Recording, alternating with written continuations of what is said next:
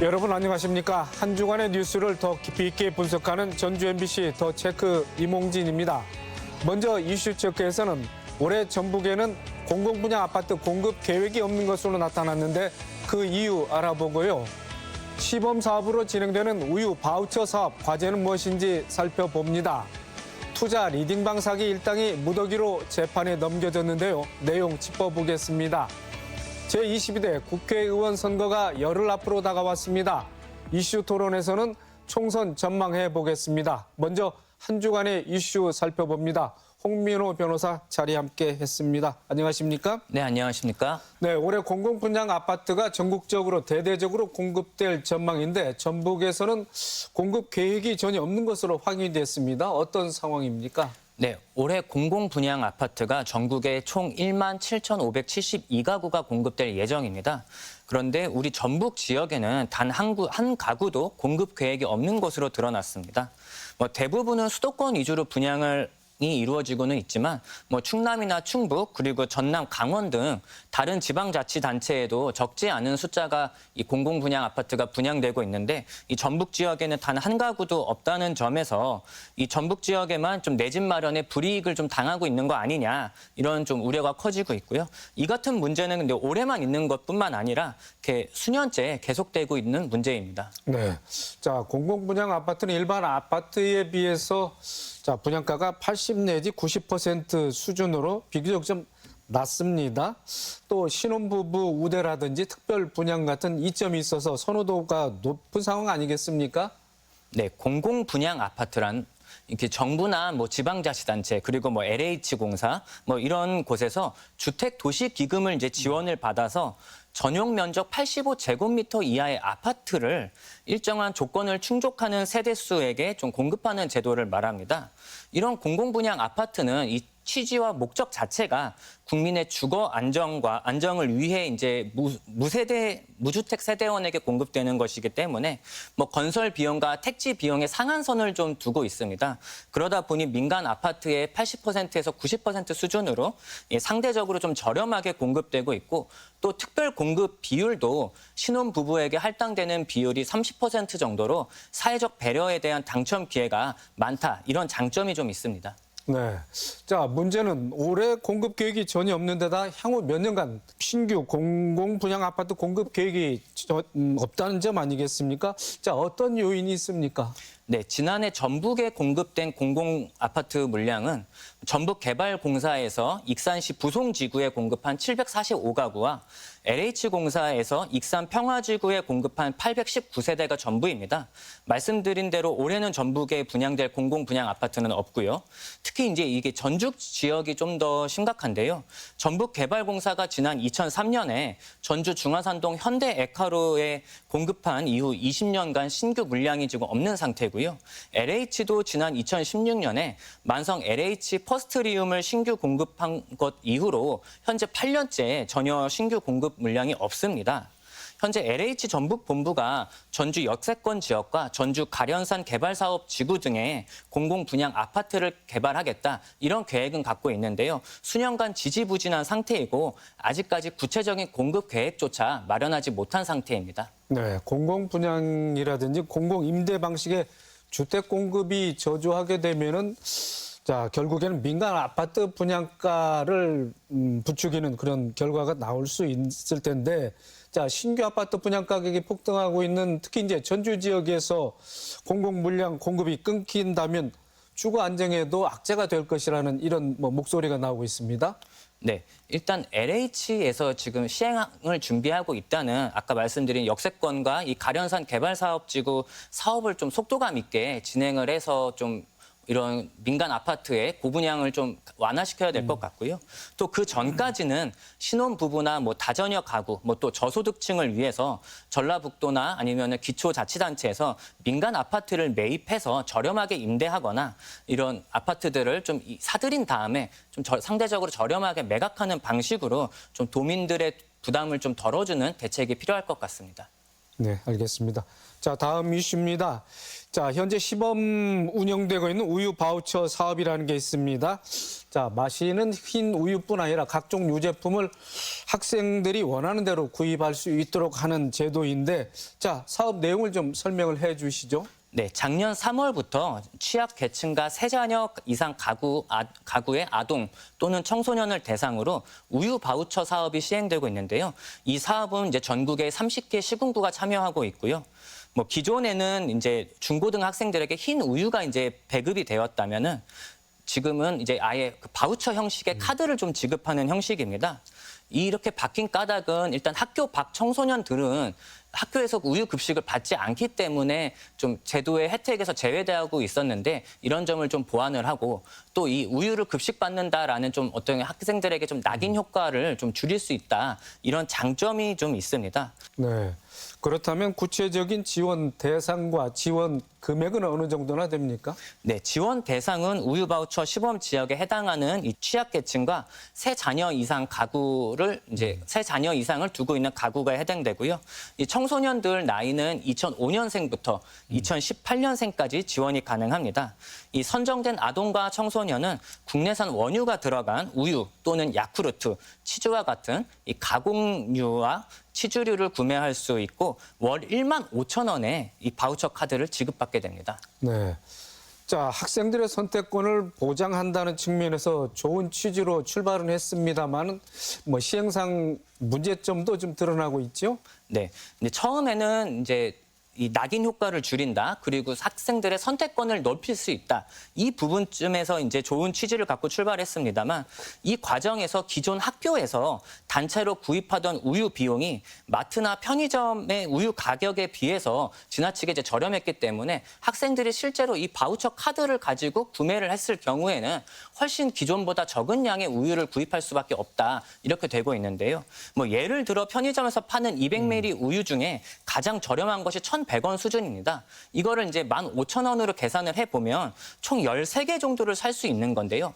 기존의 학생들은 우유를 한 달에 20개를 좀 받았었습니다. 그런데 이제 지금은 13개밖에 구입을 할 수밖에 없기 때문에 좀 7개가 이제 없어지는 좀 이런 손해가 좀 발생해서 정말 경제적으로 어려운 학생들에게는 이것이 오히려 단점으로 작용하는 것 아니냐 이런 지적이 있습니다. 네. 자, 그런데 내년에는 전국적으로 확대 시행될 예정인데요. 자, 보완해야 될 점도 있을 것 같습니다. 네, 말씀드린 대로 이제 선택권이 보장된다라는 긍정적 효과가 있지만 공연히 이제 돈만 많이 내고 이런 우유 이제 유통업체들만 배를 불리는 효과가 있다 이런 좀 지적도 있습니다. 뭐 내년부터는 좀 이 우유 바우처 사업이 좀 전국적으로 확대 시행된다고 하는데요. 좀 정부에서는 지금 말하기를 현실적인 여건을 좀 반영해서 바우처 금액을 인상하거나 단체 계약을 통해서 좀 청소년들이 저렴하게 유제품을 좀 구입할 수 있는 방안을 모색하겠다 이렇게 좀 얘기를 하고 있는데요. 이 부분은 좀 더 이렇게 시민들이나 좀 이 제도를 직접 이용하시는 분들이 좀 더 모니터링을 좀 꾸준히 해줘야 될 것 같습니다. 네, 알겠습니다. 자, 마지막 이슈입니다. 자, 아마 들어보셨을 겁니다. 리딩방 사기 피해가 커지고 있습니다.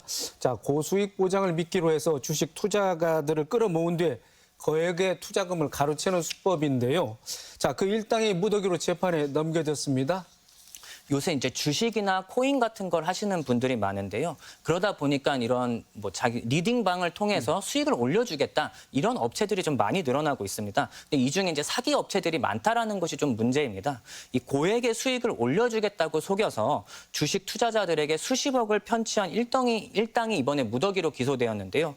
이들은 이제 고수익을 보장한다고 투자자들을 속여서 46명의 피해자들에게 무려 222억 원을 편취한 것으로 드러났습니다. 이 전주지검에서는 이 업체 대표와 임원 3명을 사기와 자본시장법 위반 혐의로 이제 구속을 했고요. 업체 직원 21명을 불구속 기소했습니다. 자, 리딩방 투자 사기. 자, 대상이 광범위하고 좀 무작위로 돼 있습니다. 어떻습니까? 네, 투자 리딩방 사기는 이 수익을 냈다는 허위 수익 인증을 통해서 투자자들의 이제 환심을 사는 데부터 시작합니다. 투자 유도를 위해서 만들어 이제 가짜 채팅방이 있고요. 이제 그 안에 이제 수백 명의 이제 사람이 들어가 있는 것으로 보이지만 대다수는 이제 범인들과 가짜 뭐 생성된 아이디로 이제 부풀려진 허수가 많습니다. 사기 방식도 처음에는 이제 소액 투자를 통해서 얼마간 이제 돈을 벌게 해주고 또 수익을 또 나게끔도 해줍니다. 하지만 그렇게 함으로써 오히려 더 큰 돈을 이제 입금하도록 유도를 한 다음에 뭐 채팅방을 없애고 이 사이트를 폐쇄하고 잠적하는 방식이 제일 대표적이고요. 그 이외에도 선행매매 방식이라는 것이 있습니다. 리딩방 운영자가 먼저 특정 종목을 선매수한 다음에 회원들에게 따라 사도록 한 다음 허위 사실을 유포를 해서 이 주식 가격을 일시적으로 끌어올립니다. 그 다음에 자신만 먼저 매도하고 이제 투자자들은 이제 낮아진 가격에 이제 손해를 볼 수 없게 받는 방법, 이런 방법도 이제 빈번하게 사용되고 있습니다. 네. 자, 리딩방 사기 피해가 언제부턴가 눈덩이처럼 커지고 있는데, 자, 특별한 이유가 있습니까? 네, 아무래도 최근 주식이나 가상자산, 이런 코인, 그리고 선물 투자에 이 개인들의 관심이 좀 매우 높아졌습니다. 그래서 이들을 노리는 이제 리딩방이 계속 늘어나고 있는 것인데요. 특히 최근에는 좀 딥페이크 영상이나 이런 조작 기술을 통해서 연예인이나 인플루언서의 얼굴을 도용을 해서 마치 이 인플루언서나 연예인이 우리 리딩방에 가입을 한 것처럼 좀 투자자들을 좀 속이는 현상들도 좀 많이 늘어나고 등 좀 더욱 좀 범죄가 치밀해지고 좀 교묘해지고 있습니다. 그러다 보니까 이 사기 피해가 점점 늘어날 수밖에 없는데요. 실제로 지난 5개월 동안 경찰이 적발한 이제 불법 리딩방은 1,900여 곳에 달하고요. 피해액도 무려 1,800억 원에 이릅니다. 네. 자, 보이스 피싱이나 전화금융 사기는 범죄 피해가 발생했을 때, 자, 범죄에 쓰인 계좌를 바로 동결할 수 있는데, 자, 리딩방에서는 범죄가 발생해도 계좌 지급 정지가 즉시 이루어지지 않는다. 어떤 얘기입니까? 네, 보이스피싱은 이제 그 자체로 범죄인데요. 보이스피싱과 달리 투자 리딩방은 운영하는 것 자체는 불법이 아닙니다.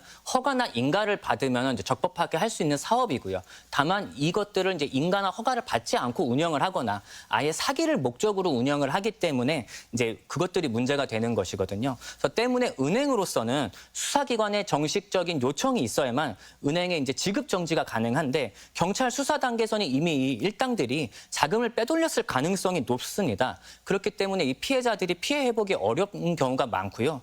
또 결국 명백한 사기 범죄라는 수사 결과가 나와야만 한다, 이런 단점이 있습니다. 자, 그렇다면 리딩방 사기 피해를 당하지 않으려면 어떤 점에 유의해야 될 것인지 좀 마무리 말씀을 해 주시죠. 네, 초반에는 일정 수익을 얻게 함으로써 좀 신뢰성을 높이는데요. 우리가 이제 아무래도 계속 수익이 나오면 좀 의심을 거두고 점차 그러다 보면 큰 돈을 좀 유도를 하고 있습니다. 그렇게 너무 쉽게 투자금을 이제 부풀려 주는 초반에 그런 행위가 만약에 있다면, 그리고 더 큰 돈을 요구한다면은 좀 의심을 좀 하셔야 될 것 같고요. 이런 금융 범죄를 점점 이 정부에서 단속을 좀 강하게 하고는 있습니다. 최근에 이런 업체들에 대해서 이 조직 폭력과 같은 것처럼 이 범죄 단체라고 이제 규정을 해서 훨씬 높은 형량을 좀 내리기도 하는데요. 아무리 이제 법원에서 이제 형량을 높게 때린다고 하더라도 이제 실제로 이제 피해자들이 먼저 섣불리 투자에 좀 뛰어들지 않는 것이 좀 중요할 것 같습니다. 네, 알겠습니다. 이번 주 이슈 점검과 전망 홍민호 변호사였습니다. 수고 많으셨습니다. 네, 고맙습니다.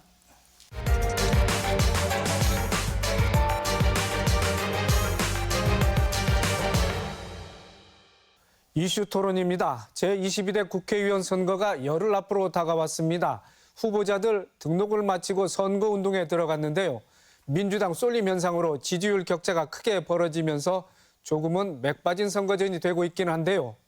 전주 을을 비롯해서 주목해야 할 선거구들도 있습니다. 각 선거구 관전 포인트 짚어보고요. 총선 전망 이야기 나눠보겠습니다. 토론에 참여할 세 분 모셨습니다. 이경재 전북일보 개권 논설위원, 이경한 참여자치 전북시민연대 공동대표, 홍석빈 우석대학교 교양학부 교수입니다. 자, 세 분 어서 오십시오. 네. 안녕하세요. 자, 홍석빈 교수님, 총선이 열흘 앞으로 다가왔습니다. 후보자 등록에 이어서 공식 선거 운동이 시작됐는데요. 자, 전북은 10개 선거구에서 33명이 출마를 해서 3.3 경쟁률을 보이고 있는데 전국 평균치보다는 좀 높은 편이죠? 그렇습니다.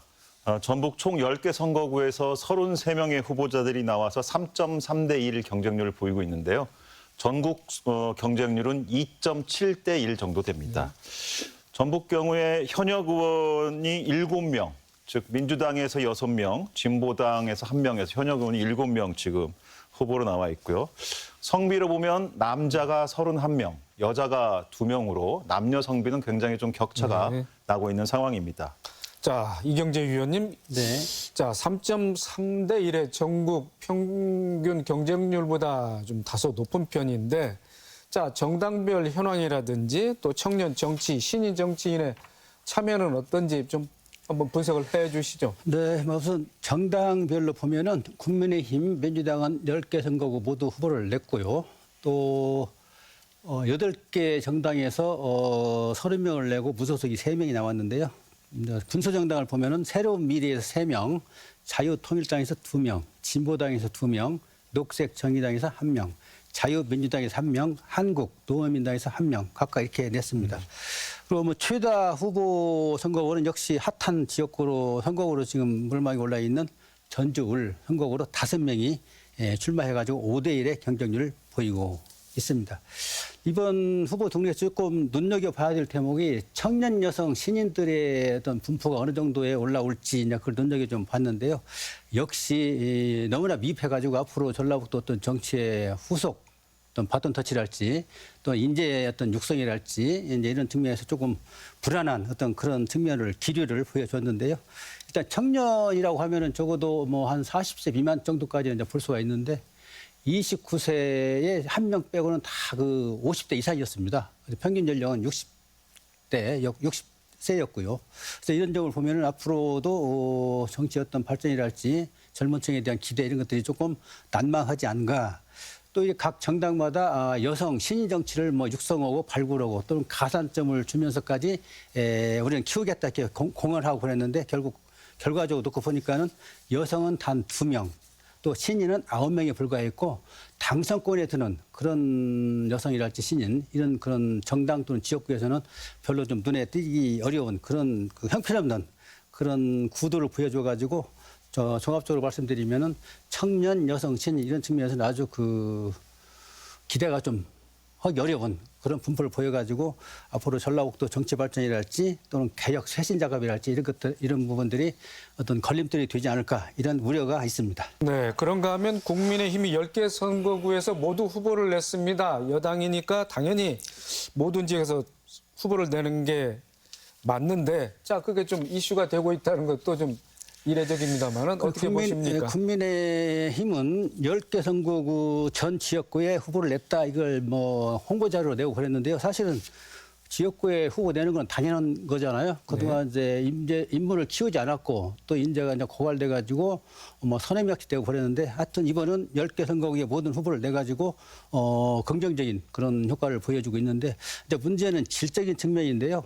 네. 전주울의 정운천 의원이랄지 전주 병의 전희재 후보랄지 이제 몇몇 후보들이 있긴 하지만 전반적으로 좀 낯설고 지역에서 정치를 하지 않은 분들이 또 많고 그래서 역시 또 이 역시 국민의힘도 인물을 키우지 않은 그런 결과를 우리한테 보여주고 있고요.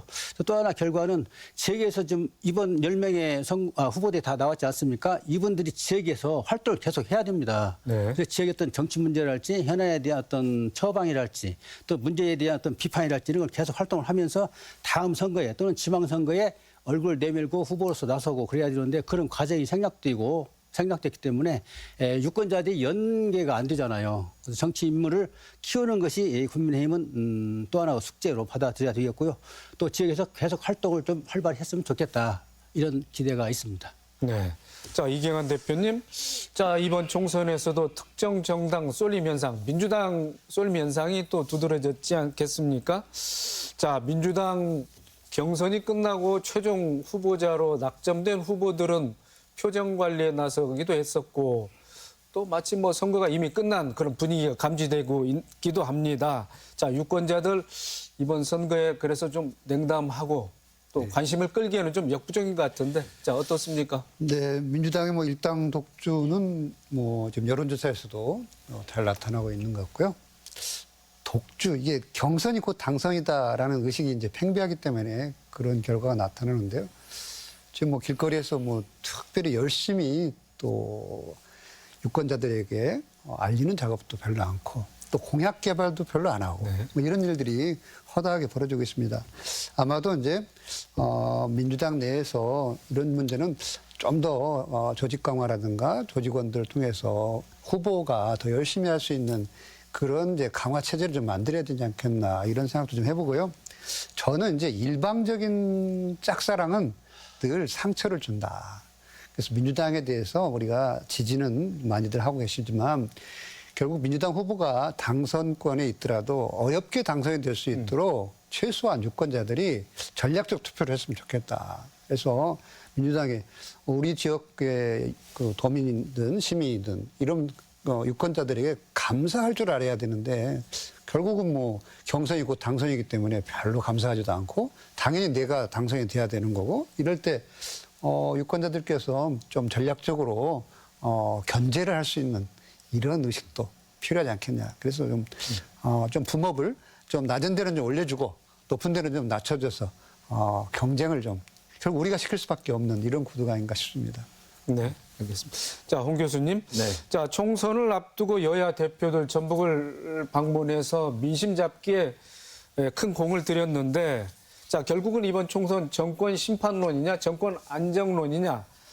자, 이 같은 상황에서 총선에 임하는 각 당의 전략 어떻게 지금 분석을 할 수 있을까요? 예, 그렇습니다. 거대 여야의 대표들이 이제 지역을 방문했습니다. 야당인 민주당 입장에서 보면 이제 집도끼들을 잘 지켜야 될 입장이고요. 국민의힘 입장에서 보면은 호남에 어떻게든 깃발을 꽂아서 산토끼들을 잡아야 될 입장이라고 보겠습니다. 지난주 금요일 한국갤럽 여론조사 결과를 보면 그 여러 문항들 중에 총선 결과를 어떻게 기대하느냐라는 문항이 있습니다. 즉 어느 당이 다수가 당선되길 바라느냐라는 질문인데요. 여당이 다수가 당선되길 바란다는 응답이 36%, 야당이 다수 당선되길 바란다가 51%로 과반을 넘었습니다. 물론 이건 이제 전체 여야 간의 이제 세력 대결에 있어서 유권자들이 바라는 민심의 바로미터라고 보겠고요. 국민의힘 같은 경우는 우리 이경환 그 위원 말씀하셨지만 10곳의 지역구 후보들 다 내긴 했지만 사실상 한 두세 군데 외에는 정치 경험이 그렇게 많지 않은 분들이 많아서 당 전략 차원에서는 역시 호남은 반신반의 포기한 게 아니냐라는 그런 좀 느낌이 좀 듭니다. 민주당은 당연히 10석 전체를 다 석권하려는 목표를 가지고 있고요. 조금 경합이 예상되는 전주 을에 있어서도 역시 당선을 확신하고 있지 않을까라는 분위기입니다. 자, 이경주 의원님. 자, 본선 경쟁만큼 각 정당마다 비례대표 순번 경쟁이 치열했습니다. 자, 전북에서는 국민의힘 위성정당인 자, 국민의 미래 비례대표 공천 배제 갈등이 거셌고요. 호남 홀대론이 대두되면서 비례 순번이 재조정되는 사태까지 벌어졌습니다. 결과적으로 조배숙 전 국민의힘 전북도당 위원장이 비례 후보에 좀 이름을 올렸는데, 자, 어떻게 보고 계십니까? 네, 그 과정을 보면은 뭐 개운치 않습니다. 왜냐하면은 국민의힘은 적어도 이 제도적으로 이 문제를 접근을 했어야 했는데 그렇지 않고 호남이라고는 또 전라북도라고 하는 이런 홀대를 적용해가지고 한 명도 그 배치를 하지 않았단 말이죠. 그래서 이제 문제 삼고 특히 이제 정운천 의원 같은 경우는 정운천 의원이 국민통합위원장 할 때 험지에서 나오는 어떤 그런 노력을 인정해서 비례대표에 반영을 해야 된다. 우선 추천권을 달라 해서 그게 당은 당규에 있거든요. 네. 그걸 이번 선거에 비례대표 선거에 적용을 했어야 되는데 그걸 적용하지 않은 겁니다. 그래서 국민의힘이 전라북도를 보는 그 속내를 우리가 들여다본 그런 케이스인데 결국은 뭐 조배숙 예비 후보가 13번 랭크돼 가지고 뭐 당선권에 이제 들어 있긴 합니다만은 국민의힘이 전라북도랄지 호남을 보는 인식이 어느 정도인지 바로 볼 수 있는 그런 측면이 있고요. 또 이제 그 험지라고 하는 것을 예컨대 정당 득표율이 15% 미만일 때 비례대표 추천 우선을 20위권 이내에 이제 배치한다는 거거든요. 이제 그런 문제가 제도적으로 있음에도 불구하고 이제 시행을 안 했다는 건데 이 문제가 앞으로도 또 4년 뒤에도 과연 이런 일을 겪을지 아니면 제도화되면서 좀 개선 조치가 나와가지고 적어도 국민의힘이 호남에 대한 그런 장치를 가동을 시킬지냐. 그 또 하나 과제가 남아 있는데 이런 부분을 다음 선거에는 그대로 실행을 해라 이렇게 주문을 합니다. 네. 자, 조국 혁신당의 돌풍이 예사롭지 않은데, 자, 조국 대표는 비례대표 10석을 얻고 제3정당으로서의 도약을 자, 선언했는데, 자, 조국 혁신당의 선전 어떤 의미가 있다고 보시는지요? 이경환 대표님? 네, 조국 혁신당의 돌풍은 생각보다 강하다. 또 초기 돌풍에서 머무를까 했는데 계속 그 돌풍이 이어지고 있다는 점에서 이번 선거판을 뒤흔들 수 있는 큰 힘이 됐다라고 생각합니다. 저는 아마 조국 대표가 지역구 후보를 안 낸 걸 후회할 정도가 아닌가. 뭐 이런 정도로 일단 비례대표에서 10석은 현재의 여론조사로 봐서는 충분할 것 같고요. 12석까지도 바라볼 수 있는 구도 같습니다. 이 얘기는 결국 민주당이 경선 과정에서 비명 행사라든가 이런 일이 벌어지면서 새로운 정권 심판론의 카타르시스를 누가 잡았는가, 이 키를 결국은 조국 혁신당이 잡았다라고 보는 거죠.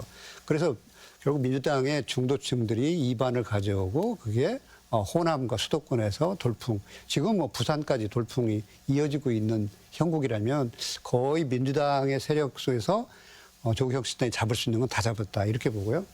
또 한편으로는 여기에는 저는 비명 혹은 친문 세력들의 연대 강화가 필요했다.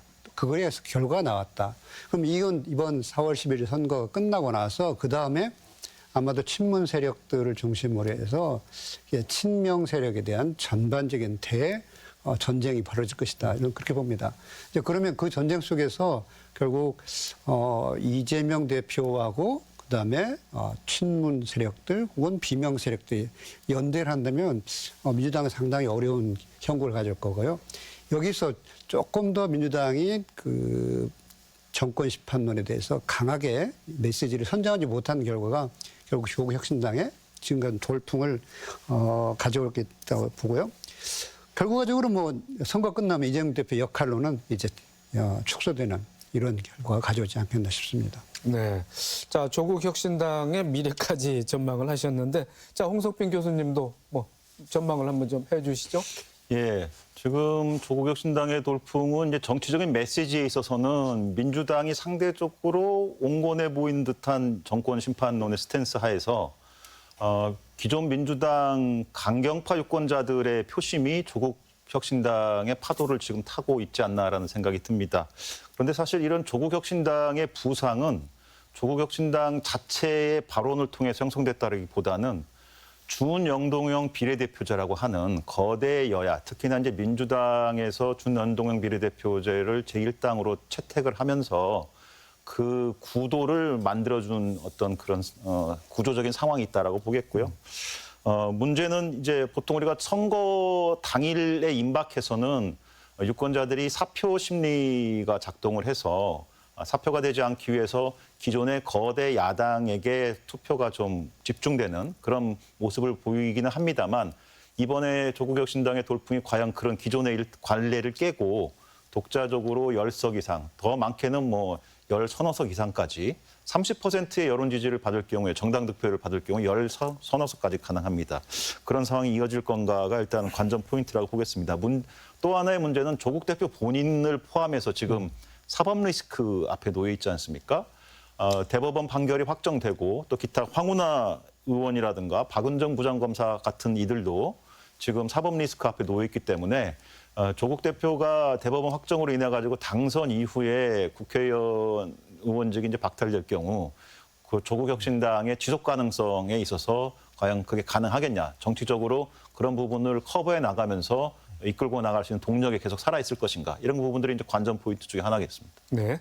자, 이경재 위원님, 조국 혁신당이 이번 총선 이후에 자, 민주당과 합당을 할지도 이제 관심사인데요. 조국 대표는 민주당과 연대는 하겠지만은 합당은 하지 않겠다고 이렇게 공표했습니다. 선거 이후 전망 어떻게 하실 수 있겠습니까? 그 부분이 상당히 우려되기 때문에 질문도 많이 받고 그랬는데, 그와 관련한 조국 대표의 정확한 워딩은 민주당과 합당은 하지 않는다, 이겁니다. 그리고 이제 그 결정의 어떤 그 기점은 저는 조국 혁신당이 과연 몇 석을 얻을 것인지, 그게 아마 분기점이 될 걸로 보고 있고요. 20%를 얻는다고 본다면은 9석 정도. 그것도 상당히 그 놀라운 성과라고 봐야 되겠죠. 그런 선에서 결정이 된다고 한다면은 합당은 전혀 생각지 않고 독자 정당으로서 진행을 하는데 그게 아마 민주당에 대한 어떤 독려 또는 회초리 역할도 하기도 할 것이고 독자적으로 여러 가지 그 국민 눈높이에 정책적인 또는 생산적인 어떤 그런 활동을 하면서 힘을 모아가지 않을까. 일단 조국 돌풍이 일어나야 된 거는 저는 윤석열은 싫고 이재명도 좀 맞듣지 않다 이런 세력들, 근데 중도 성향 이런 세력들이 결집한 게 아닌가 보고 있고요. 조국 신당이 다른 정당과 차별성이라고 하는 바로 선명성이거든요. 그 선명성을 추종하는 이런 세력들, 그리고 윤석열도 싫고 이재명도 싫은 그런 세력들, 중도 성향에 결집한 그런 세력들인데 상당히 충성도가 좀 높다고 봐야 되겠습니다. 그래서 합당의 어떤 명분이랄지 이런 것들도 아마 그런 세력의 충성도 때문에 이런 결정은 아닐 걸로 보고 조국의 정확한 어딩처럼 합당 없이 계속한다. 내가 깜빵에 가더라도 조국 신당은 계속한다 이렇게 얘기했지 않습니까? 그래서 아마 결연한 그 결기를 드러낸 그 발언을 인정을 해야 될 것 같습니다. 네. 자, 이경환 대표님, 각 당들이 뭐 공약을 내놓고 있습니다만은 재탕, 삼탕에 그치고 있고 차별에 대한 공약이 없다 이런 비판도 나오고 있습니다. 또 어떤 후보는 공약의 연속성이 중요하지 않느냐 이렇게 지금 얘기도 하고 있습니다만은 유권자들의 입장은 좀 다른 것 같습니다. 네, 공약은 새로운 건 없다. 네. 새로운 걸 개발하지도 않았다. 그리고 새로운 아젠다도 개발하지 않았다. 이게 뭐 현재 주소 같습니다.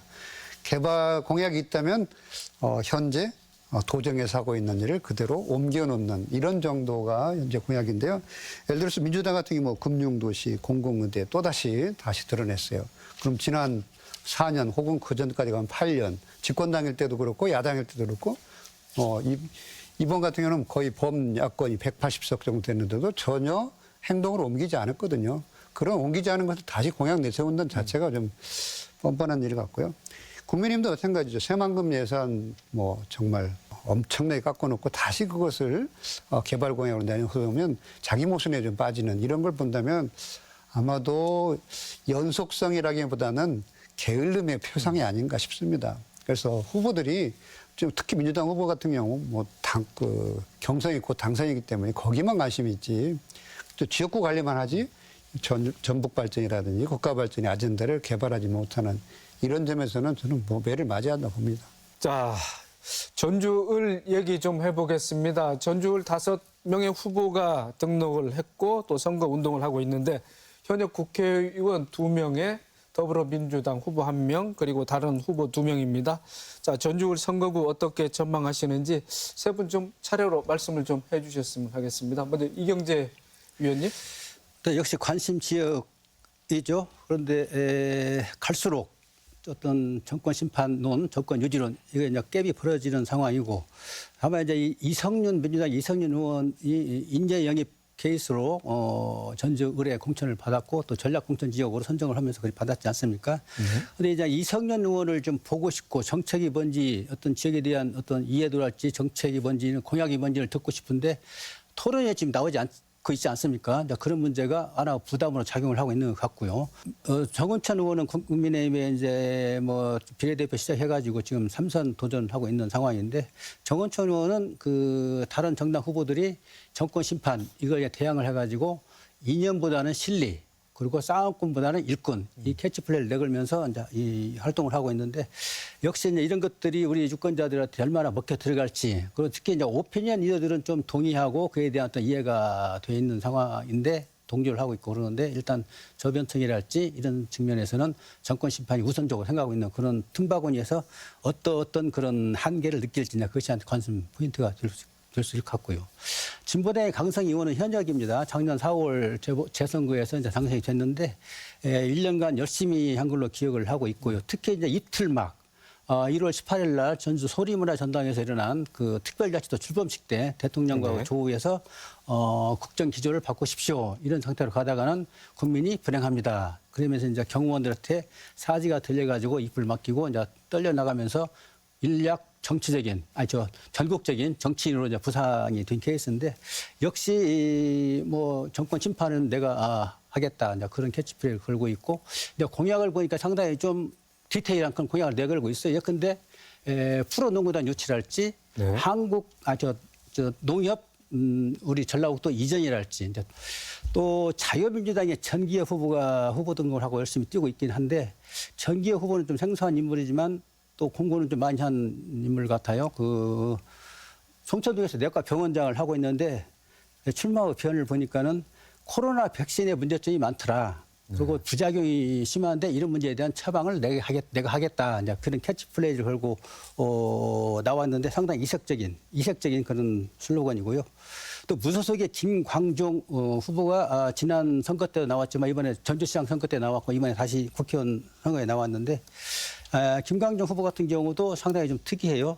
출마 의견이 1등만 알아주는 세상에서 꼴찌들도 희망이 있다는 걸 보여주기 위해서 나왔다. 이제 이런 캐치플레이를 갖고 운동을 하고 있는데 역시 의지랄지 결기 이런 것들은 상당히 강하고 또 영향도 있어 보이지만은 우리 유권자들은 어떤 정당이랄지 또는 정권 심판이랄지 이런 쪽에 좀 포인트가 가 있는 것 같아서 어떻게 이어질지 자기들의 어떤 가치들이 이어질지 이제 그런 것들을 또 주시해서 봐야 되겠고요.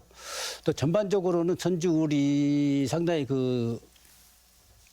기관이 많고 또 공무원들도 많고 또 아파트 밀집 지역입니다. 그래서 정치 1번지라고 하지 않습니까? 그래서 네. 또 어떤 규모의 또는 그런 집단이 또 수준 높은 그런 집단이 어떻게 또 반응할지 이것도 하나의 포인트가 되겠습니다. 네. 우리 홍석빈 교수님. 네, 상세히 말씀을 해주셨는데 이제 전주울 같은 경우는 그간에 여러 차례 불미스러운 일들로 인해 가지고 국회의원이 자주 이렇게 바뀌는 그런 좀 유동성이 큰 지역이어서 전국적인 관심도 있고 지역에서도 이제 여러 관심들 사항들을 갖고 있습니다. 어쨌거나 이번 포인트는 민주당 우위의 여론의 상황에서 나머지 진보당이나 또는 국민의힘 후보, 기타 이제 자유민주당 또 무소속 후보가 어느 정도 선전을 해서 민주당의 표심을 다른 쪽으로 가지고 가느냐. 요 포인트가 전주울 유권자들의 어떤 민주당에 대한 작지만 좀 실질적인 어떤 선거에 있어서 심판 그런 내용이 되지 않겠느냐 이런 생각들을 좀 해봅니다. 네. 이어서 우리 이경환 대표님. 두 분께서 이제 주마주로 다 말씀해 주셨는데 저는 이제 관심 사항이 MBC에서도 뭐 여론조사 했습니다만 10개 선거구에서 대략 후보들이 60%에서 80% 가까이 지지율을 보였어요. 근데 유독 민주당 후보가요? 예, 그렇습니다. 근데 유독 이제 전주울 같은 경우는 이성윤 후보가 50%거든요. 저는 여기에서 이제 관심을 좀 갖고 있어요. 이 50%대가 무너지면 대략 40%로 무너진다. 그러면 선거 기간 동안 상당히 선거 판세가 요동칠 수도 있겠다. 이런 생각도 해봅니다. 왜냐하면 50%, 이것도 50도 정말 네트로 50%거든요. 여기서 숫자가 하나 바뀌면 전체적인 변화가 얼마큼 나타날 건지 한 10여일 정도의 선거운동 기간 동안 상당 부분 변화의 조짐도 없지 않아 있겠다. 왜냐하면 본인의 장점이 드러난 것보다 본인의 단점이 지금 많이 드러나고 있거든요. 그래서 콘텐츠가 없다. 콘텐츠가 없고 그리고 자기 이야기를 유권자들 소통하지 않는다. 이런 점들이 단점으로 자꾸 부각되기 때문에 40%가 넘어지면 상당한 변화가 있을 수 있겠다. 저는 그렇게 제기해봅니다. 네, 전주울 선거구는 그렇고. 자, 그 밖에 눈여겨볼 선거구가 있다면 어떻게 말씀하실 수 있겠습니까? 지금 봐서는 특별히 눈여겨볼 만한 건 전주울이 눈여겨볼 때고요. 다른 지역들은 정말 몇 %의 지지로 당선이 될 건가 뭐 이런 점들이 더 크게 보여지는 것 같아요. 근데 저는 이제 관심 있게 보는 것 중에 하나는 단독 후보로 공천된 의원들이 얼마나 받는가. 이게 보통 이제 정치 경험을 이렇게 보면은 단수 공천 받은 사람들이 그 다음 때에서는 상당히 이제 무너지는 경우가 많거든요. 그럴 때 이제 단수 공천된 후보들의 경쟁력이 얼마나 갈 건가. 이 점에 대해서도 눈여겨볼 필요가 있겠다 봅니다. 홍석빈 교수님께서는 네, 저는 10곳에서 개인적으로는 좀 전주병 선거구에 관심이 있는데요. 여기에 이제 녹색정의당에서 이제 후보를 냈습니다. 아까 말씀드렸다시피 전국 지지율이 1%로 급전직한 상황이 지금 녹색정의당에 처해 있는데요. 새로운 미래도 1%, 그다음에 개혁신당이 한 3% 정도 됩니다. 전주병에서 이 녹색정의당이 과연 어느 정도 득표하느냐에 따라서 전국 득표율 1%와 전주병에서 득표하는 그보다 많다라고 하면 그 높은 득표율이 사실은 녹색정의당으로 하여금 어떤 회생의 어떤 메시지를 좀 줄 수 있지 않을까 하는 생각이 들고요. 여기는 또 우리가 올드보이라고 하는 그 정동영 후보가 지금 나와 있지 않습니까? 정동영 후보 같은 경우 만약에 당선이 되면 이제 5선이 되고요. 그에 따라서 과거에 물론 이제 민주당 대통령 후보까지 지낸 분이긴 하지만 이후에 의회에서 시니어 중진으로서 국회의장이라든가 더 나아가서는 이제 대선 정국까지 이어질 경우에 향후 호남 우대 차원에서의 어떤 국무총리 역할론 이런 부분들까지도 고려해 볼 부분이 있어서 전주병이 나름 녹색정의당과 그다음에 이제 민주당에서의 우리 호남의 정치력을 좀 키울 수 있는 어떤 추동력을 이끌어낼 수 있는 그런 내용들을 갖고 있는 좀 유의미한 선거구이지 않아 싶습니다. 네, 이경재 의원님께서는 어떻게 보고 계십니까?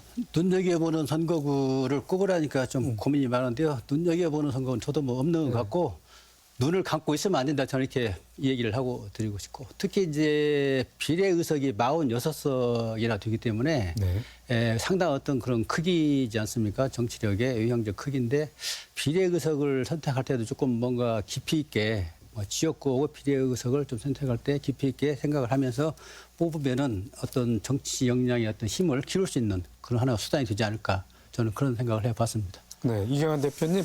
자, 제3정당을 향한 민심의 선택. 앞으로 뭐 선거운동 기간 열흘 남았는데 지금까지 지지부진한 지지율 어떻게 좀 추동을 할 수 있겠습니까? 어떻게 보고 계십니까? 정말 어려운 선거 구도 같아요. 지금 양당 구도에서 일부 끼어 있는 게 조국혁신당 그리고 나머지 이제 군소정당들의 지지율이 거의 반등이 되지 않기 때문에 반등이 안 된다는 얘기는 저는 이제 그 노이즈 마케팅이 됐던 아니면 논쟁을 벌일 수 있는 곳을 가서 출마를 한다든가 이렇게 되면 조금 올라가는데 자기들이 나름 분석에 당선 가능성 있는 곳에 대표들이 가서 출마를 해버리니까 결국 전체적인 여론 형성이 안 되고 있고요. 저는 이제 그 뭐 관심 중에 하나가 플랫폼 정당에는 좀 관심이 좀 있어요. 제3정당에서 녹색정의당 같은 게 이제 선거 때 만난 녹색당과 정의당이 플랫폼 정당을 선거 때 하고 그다음에 선거 끝나면 각자의 길로도 가고 이런 정당인데 뭐 개인적으로는 이제 녹활 정당을 지향하는 사람으로서 지역 정당의 모습도 이런 플랫폼 정당이기 때문에 과연 몇 %나 얻을 것인가 뭐 좀 관심을 좀 가질 수 있는 그 결과를 유심히 좀 보고 있습니다. 네, 알겠습니다. 자, 이번 선거 여야 모두에게 굉장히 중요합니다. 자, 총선 이후에 국정 운영을 어느 당이 주도할 것인지 또 차기 뭐 대권 가도하고도 관련이 있기 때문에 여야가 사활을 걸고 다툼을 하고 있는데 자, 이번 총선 전망 어떻게 하시는지 자, 마무리 말씀 듣고 이 시간 마치도록 하겠습니다. 먼저 홍석빈 교수님. 예. 전북의 정치력이 많이 쇠했고 또 경제 상황이 매우 안 좋습니다. 다음 22대 총선에서 지역의 일꾼으로 뽑힌 분들이 해야 될 것은 지금까지 해왔던 개인적인 어떤 영광을 위해서가 아니라 전북 경제의 제도약과 지역사회 정치력을 회복하는 혼신의 힘을 기울여야 될 것으로 판단이 됩니다. 이관유 총리가 얘기하기를 정치인은 희망을 파는 상인이라고 얘기했습니다. 그동안 아까 뭐 정책 재탕 얘기도 나왔습니다만은 얼마나 많은 국내 도내 의원들이 과연 지역의 발전을 위해서 희망을 도민들한테 전달해 줬느냐 여기에 대해서 심각하게 질문하지 않을 수 없습니다. 맹성해서 22대 국회에서는 지역의 발전과 그다음에 정치력 향상을 위해서 매진하는 영혼을 쏟아붓는 그런 의정활동을 해야 된다고 봅니다. 네, 이경재 위원님. 네. 전반적으로 민주당 우위의 분위기 속에서 총선이 진행이 되고 있는데요. 선거라는 건 항상 의의성이 있습니다. 그래서 후보들도 그 뭐 의기소침하지 말고 또 열심히 또 우리 도민 눈높이에서 지역의 문제를 들여다보고 처방하고 그 비판하는 그런 그 윤곽력의 장이 됐으면 좋겠고요. 또 우리 유권자들께서도 국정도 중요하지만 우리 지역 의제에 대해서 후보들이 어떤 생각을 갖고 있는지 또 어떤 처방을 내놓는지 또 어떤 그런 대안과 비판 능력을 갖고 있는지 찬찬히 들여다보면서 판단하셨으면 좋겠습니다. 네, 이경환 대표님. 네, 이 선거에서 중요한 것은 뭐 유권자의 권리라고 생각합니다. 유권자가 얼마큼 관심을 갖냐에 따라서 결국 선거는 발전할 수 있기 때문에 그렇습니다. 저는 유권자들께서 많은 공약들, 후보들의 이야기 면면을 좀 보면서 전략적 선택도 했으면 좋겠다라는 생각입니다. 어느 지역이나 일방적 선택은 늘 낙후를 가져옵니다. 전북 지역의 경쟁을 일으켜주시고 그다음에 전북 지역에서 서로가 함께 할 수 있는 이런 정당의 구조를 좀 만들어주는데 유권자의 선택이 필요합니다. 그래서 군수정당도 좀 관심도 더 많이 가져주셨으면 좋겠다. 이런 바람을 하고 인사 마치겠습니다. 네, 세 분 오늘 열띤 토론해 주시느라 수고 많으셨습니다. 감사합니다. 자, 오는 4월 10일 치러지는 제22대 국회의원 선거를 앞두고 도내 10개 선거구에서 경합이 벌어지고 있습니다. 하지만 선거가 코앞인데도 여전히 후보자나 자신이 속한 선거구조차 모른다는 유권자들이 적지 않습니다. 선거는 지역의 미래를 맡기는 일인 만큼 유권자들은 관심을 갖고 공약과 정책 검증에 시간을 내고요. 현명한 선택을 위한 노력을 기울여야겠습니다. 더 체크 오늘 순서 여기서 마칩니다. 시청해주신 여러분 고맙습니다.